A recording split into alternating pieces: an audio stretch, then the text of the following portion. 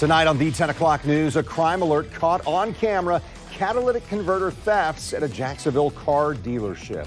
It happened early Christmas morning at the March Motors on Atlantic Boulevard. Thieves used a saw to cut catalytic converters off 8 pickup trucks, and that was at just one location. News for Jax reporter Eric Avenay joining us live from Arlington with tonight's neighborhood crime alert. Eric. Vehicles at several businesses along this strip of Atlantic Boulevard were all targeted between Christmas Eve night and Christmas morning. However, it was here at March Motors where the thefts of those catalytic converters were not only captured on camera, but also the sound of those converters being stripped away from the vehicles. Shortly after 4 a.m. on Christmas, 3 thieves are recorded on surveillance video inside the car lot of March Motors auto dealership, and they're not here to pick out a vehicle to purchase. That sound you hear is a saw cutting through metal, and that metal just happens to be a catalytic converter. That they removed the catalytic converters from underneath. Jason March is the general manager of March Motors and the president of the Florida Independent Auto Dealers Association. He says his employees didn't realize catalytic converters were stolen until they returned to work on Monday and started all the vehicles on the lot. And there's nothing worse than starting up a vehicle and having the exhaust cut out from under it, because it's a very loud noise, and there's no mistaking what happened. When March and his employees reviewed videos from all the surveillance cameras, they discovered that it took thieves close to a half hour to remove catalytic converters from 8 Toyota pickup trucks. This camera angle clearly shows the men holding the stolen converters as they make their way across the parking lot. Right after the men got what they wanted, they cut a hole through this back fence. They got out to the other side where there was a getaway vehicle waiting for them here on Alton Avenue.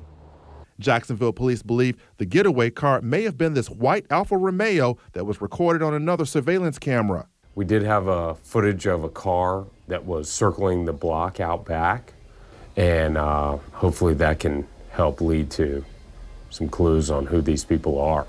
This section underneath one of the trucks is where the catalytic converter was cut from. Each converter averages around $1,000 to replace, but all the trucks that were targeted had 2 converters underneath. So when you do the math, it adds up to about $16,000, not to mention installation costs. March says given the number of catalytic converters reported stolen all over the country this year, he believes the thieves in this surveillance video are likely part of an organized crime ring.